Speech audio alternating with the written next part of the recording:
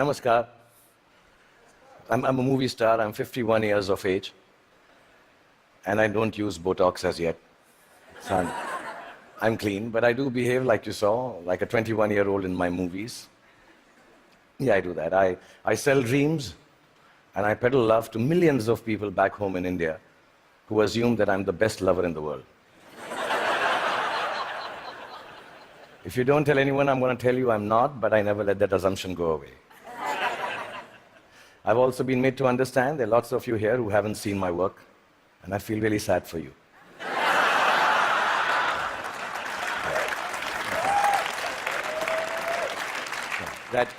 That doesn't take away from the fact that I'm completely self-obsessed, as a movie star should be. And that's when my friends Chris and Juliet called me here to speak about the future you. Naturally, it follows I'm going to speak about the present me.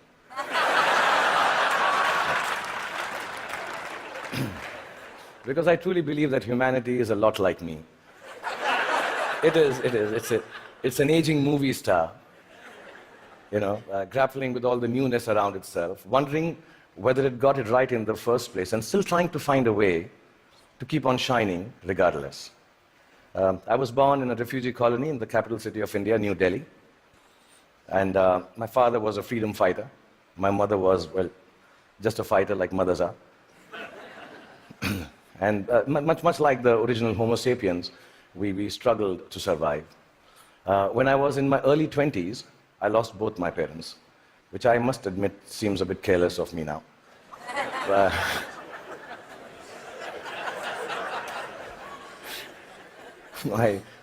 I do remember the night my father died, and I remember the driver of a neighbor who was driving us to the hospital. He mumbled something about dead people don't tip so well and walk away into the dark. And I was only 14 then, and I put my father's dead body in the back seat of the car. And my mother besides me, I started driving back from the hospital to the house. And in the middle of a quiet crying, my mother looked at me and she said, "Son, when did you learn to drive?" And I thought about it and realized, and I said to my mom, "Just now, Mom." So from that night onwards, much akin to humanity in its adolescence, I learned the crude tools of survival.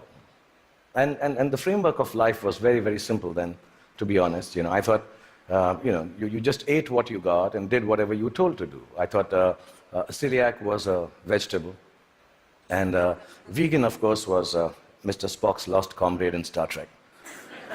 You married the first girl that you dated, and you were a techie if you could fix the carburetor in your car. I really thought that gay was a sophisticated English word for happy. And lesbian, of course, was the capital of Portugal, as you all know. That was it.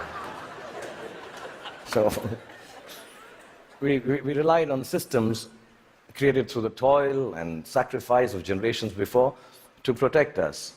And we felt that governments actually worked for our betterment. Science was simple and logical. Apple was still then just a fruit, owned by Eve first and then Newton, not by Steve Jobs. Till then, it was. And Eureka is what you screamed when you wanted to run naked on the streets. You went wherever life took you for work, and people were mostly welcoming of you. Migration was a term then still reserved for Siberian cranes, not human beings. Most importantly, you were who you were, and you said what you thought. Then in my late 20s, I shifted to the sprawling metropolis of Mumbai, and my framework, like the newly industrialized aspirational humanity, began to alter. In the urban rush for a new, more embellished survival, things started to look a little different. I met people who had descended from all over the world. Faces, races, genders, moneylenders. Definitions became more and more fluid. Work began to define you at that time in an overwhelmingly equalizing manner. And all the systems started to feel less reliable to me, almost too thick to hold on to the diversity of mankind and the human need to progress and grow.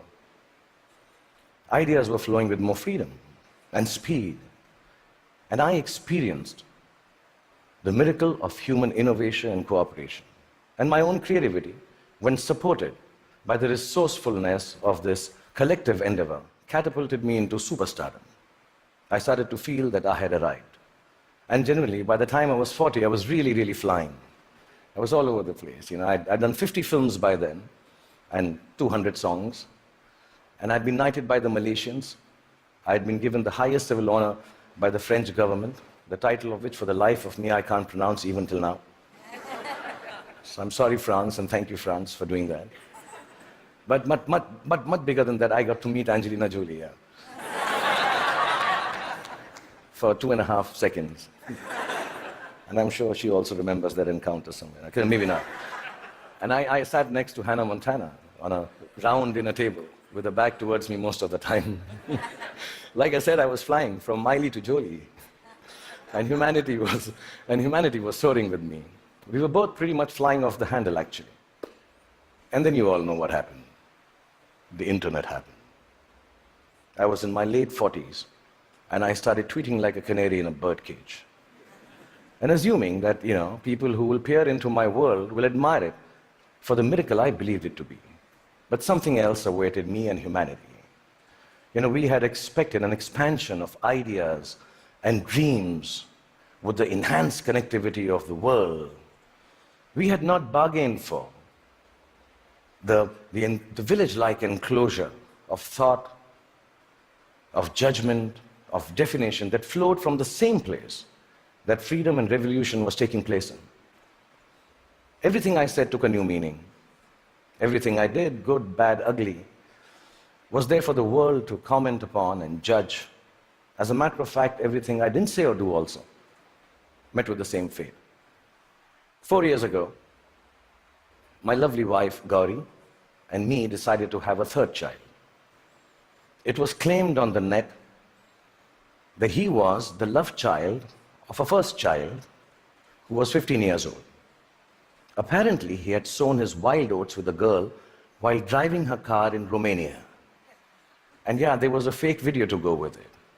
And we were so disturbed as a family. My son, who's 19 now, even now when you say hello to him, he just turns around and says, "But bro, I didn't even have a European driving license."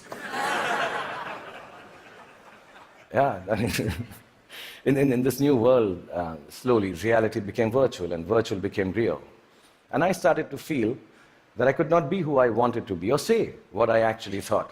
And humanity at this time completely identified with me. I think both of us were going through our midlife crisis. And humanity, like me, was becoming an overexposed prima donna. I started to sell everything from hair oil to diesel generators. Humanity was buying everything from crude oil to nuclear reactors. I even tried to get into a skin-tight superhero suit to reinvent myself. I must admit, I failed miserably.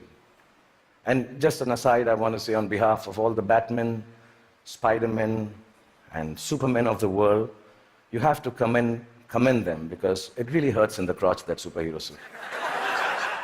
I'm being honest, I need to tell you this, Really. And accidentally, I happened to even invent a new dance form, which I didn't realize, and it became a rage. So if it's all right, and you've seen a bit of me, so I'm quite shameless, I'll show you. It was called the lungi dance. So if it's all right with you, I'll just show you. I'm talented otherwise, So it went something like this. Lungi dance, lungi dance, lungi dance, lungi dance, lungi dance, lungi dance, lungi dance, lungi dance, lungi dance, lungi dance, lungi dance, lungi. That's it. It became a rage. It really did.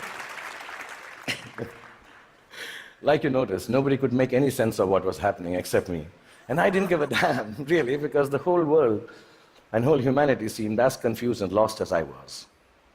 And I didn't give up then. I even tried to reconstruct my identity on the social media like everyone else does. I thought if I put on philosophical tweets out there, people will think I'm with it. But some of the responses I got for those tweets were extremely confusing acronyms, which I didn't understand. ROFL, LOL. Adidas, somebody wrote back to one of my more thought-provoking tweets. And I was wondering, why would you name a sneaker? Why would you write back a name of a sneaker to me? And I asked my 16-year-old daughter, and she enlightened me. Adidas now means, all day I dream about sex. Just really. I don't know if you know that. And so I wrote back, WTF in bold to Mr. Adidas, thanking secretly that some acronyms and things won't change at all. WTF. But here we are. I'm 51 years old, like I told you, and mind-numbing acronyms notwithstanding, I just want to tell you, if there has been a momentous time for humanity to exist, it is now. Because the present you is brave. The present you is hopeful. The present you is innovative and resourceful. And of course, the present you is annoyingly indefinable. And in this spellbinding, imperfect moment of existence, feeling a little brave just before I came here, I decided to take a good, hard look at my face. And I realized that I'm beginning to look more and more like the wax statue of me at Madame Tussauds. Yeah, and in that moment of realization, I asked the most central and pertinent question to humanity and me.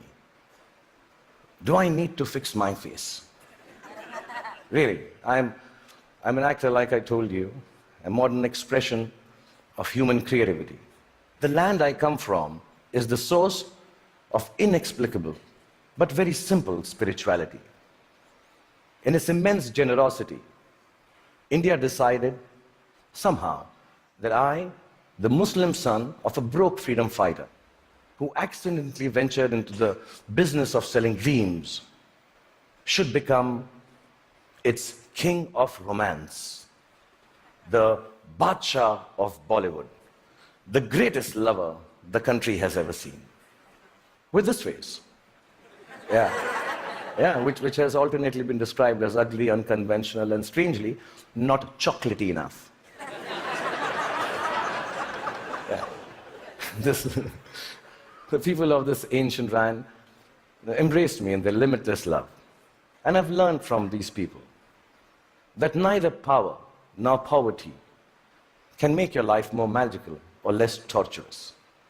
I've learned from the people of my country that the dignity of a life, a human being, a culture, a religion, a country, actually resides in its ability for grace and compassion. I've learned that whatever moves you, whatever urges you to create, to build, whatever keeps you from failing, whatever helps you survive, is perhaps the oldest and the simplest emotion known to mankind. And that is love. A mystic poet from my land famously wrote, Pothi padi padi jug bhaya, pandit bhaya na koi. Pothi padi padi jug bhaya, bhaya na pandit koi. Dhai aakhar prem ke, pade so pandit hoy. Which loosely translates into that whatever, yeah, if you know Hindi, please clap. Yeah, it's very difficult to remember. Which loosely translates into actually saying that all the books of knowledge that you might read and then go ahead and impart your knowledge through innovation, through creativity, through technology.